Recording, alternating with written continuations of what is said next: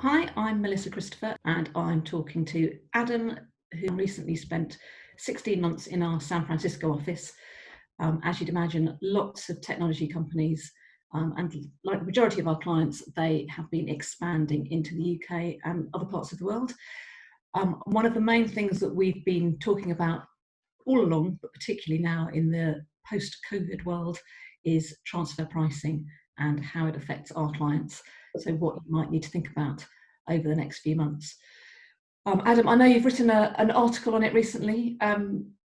What are the things that you've seen with clients recently? Yeah, so had quite a few conversations with various clients. I think, as you mentioned, the economic environment is very different now.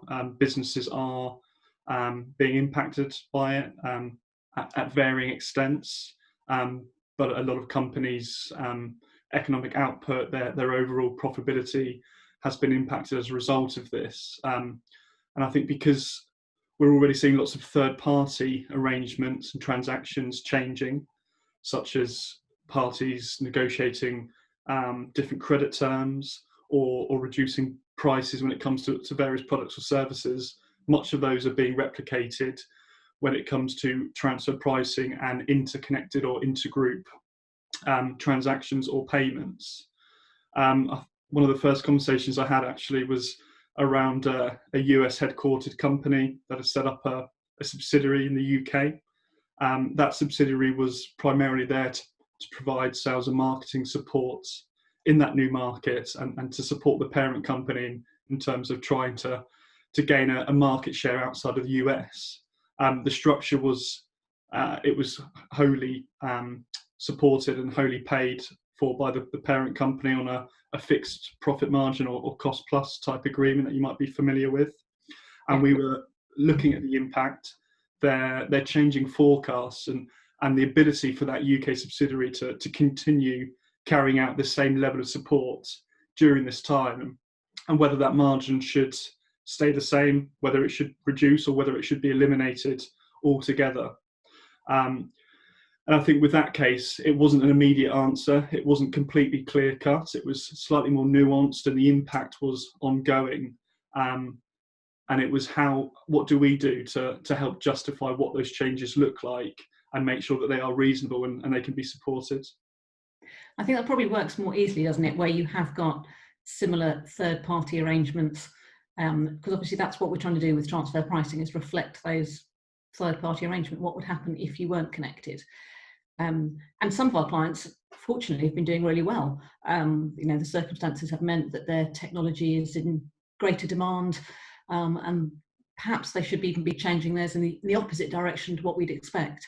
But others have had to furlough staff, so perhaps what they expected to be doing in the UK, those people aren't able to do at the moment, and that needs a natural change. And you've got to look at the overall situation of the group, whether they're still managing to be profitable, whether the margins have become tighter. As you say, payment terms are a really obvious one. I think nearly everyone is looking to extend their payment terms. So that's realistic for third-party arrangements as much as it is for intercompany arrangements. For our clients, of course, documentation is going to be key.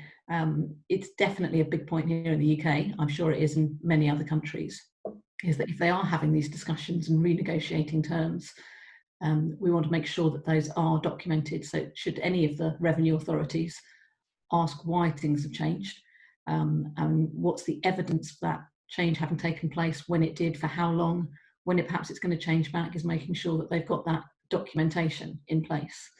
From my point of view, I think that can be as simple as some emails that are kept on record and identify what those changes need to be and for how long. And things are going to change. We're all still in a big unknown, aren't we?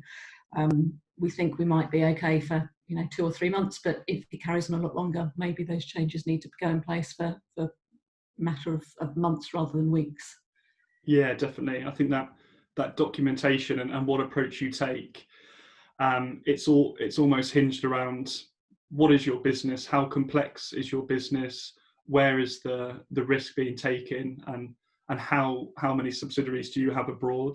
So or a parent with one subsidiary. They might take a slightly streamlined approach, such as you indicated, with perhaps emails or some formal paperwork. But for other clients we're seeing, which have large international groups that might have subsidiaries in several countries, and those subsidiaries might be all doing various things. It might include royalties, it might include fixed margins, as we talked about earlier, and other intercompany work. And I think that's where you need to identify what risk, what reward is being taken by those companies, and try and reasonably match the level of paperwork that you're doing and review to kind of be reflective of that economic value of those subsidiaries and how they have been impacted. That's a really good point, because actually we like to stick, certainly at F&L, my mantra is often simple is best, but a lot of these are really complex and expensive transfer pricing studies that have been done. But comparatives have changed. What they were using 6 months ago may well not be the right comparative to use now. And they've got to come up with something in very difficult circumstances. No one's going to know exactly what everyone else is doing. And we're all slightly making it up as we go along. But finding that evidence and trying to get some idea of what comparatives are, and just having a sensible negotiations between both parties. What's going to make sense for one side?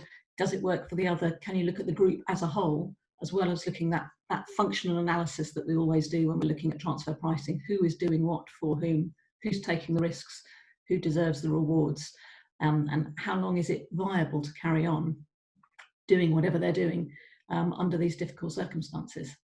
Definitely, yeah. That short-term approach overall might look quite different to the medium-term and then the longer-term approach when we start to transition into that new normal, and hopefully we see some economic recovery and companies able to kind of start trading in a similar way than they were before COVID-19 and all of its associated impacts.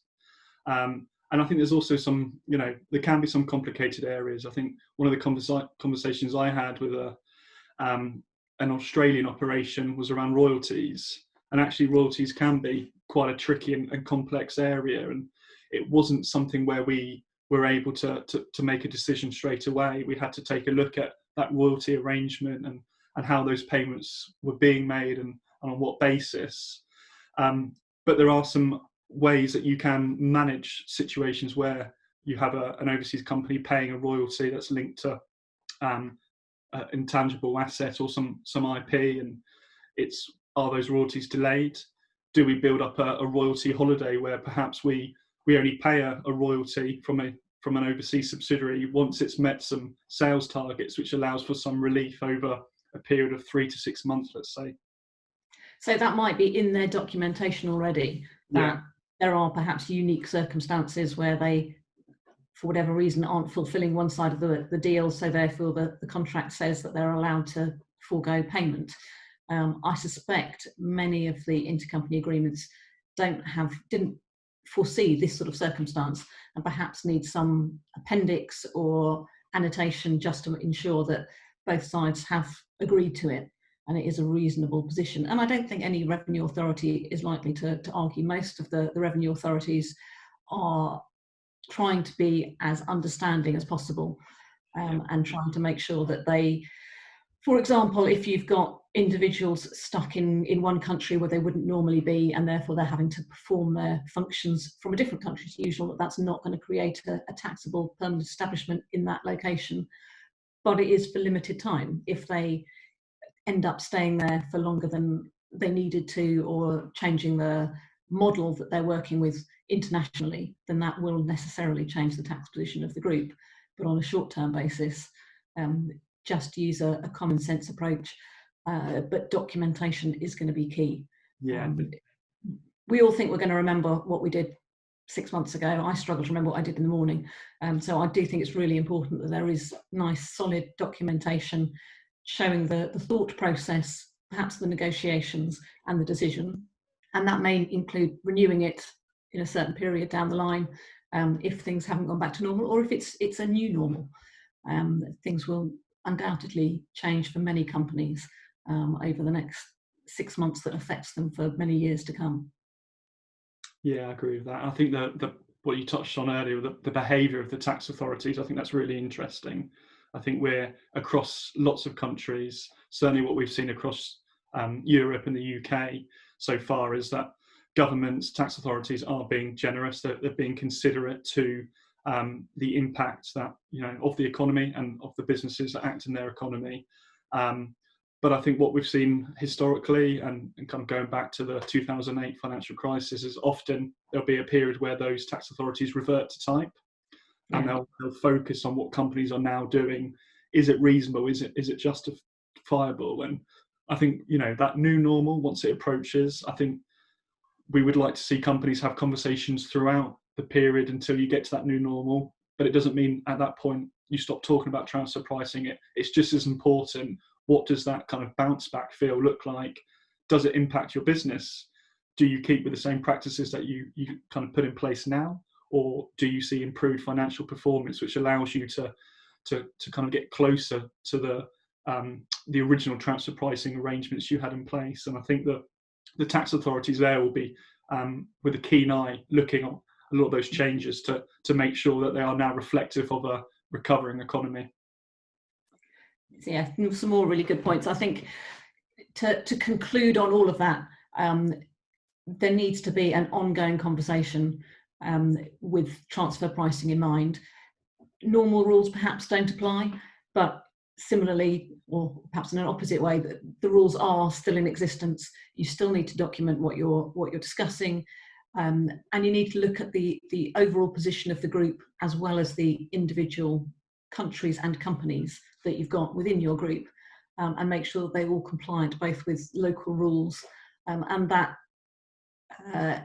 direct and indirect transactions between all of those companies in the group. Does it make sense for all of them? And how is that going to look in 6 months and 12 months, 18 months time? And keep renegotiating. The transfer pricing should never be standing still, but this is a particular time in these changing conditions that they need to keep thinking about it. If you do need any help, both Adam and I are happy to have a chat and just see if we're comfortable with what you're doing. So please do get in touch. Thanks very much, Adam. Cheers. Thank you, Melissa.